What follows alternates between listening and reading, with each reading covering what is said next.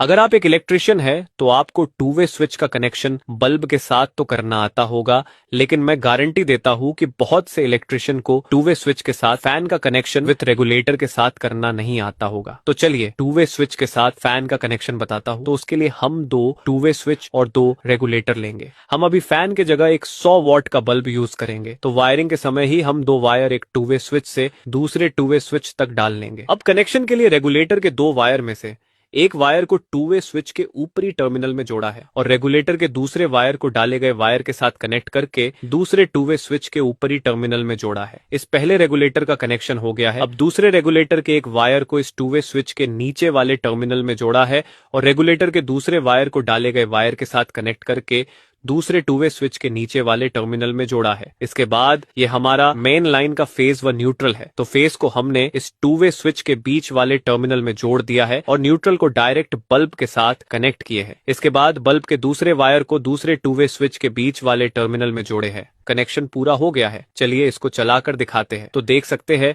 ये बल्ब दोनों स्विच से बंद चालू हो रहा है, साथ ही इस रेगुलेटर से भी धीमा तेज हो रहा है और दूसरे रेगुलेटर से भी धीमा तेज हो रहा है। तो दोस्तों अब आपको कोई फैन को टू वे स्विच से जोड़ने को बोले तो आप ऐसे ही कनेक्शन कर सकते हैं।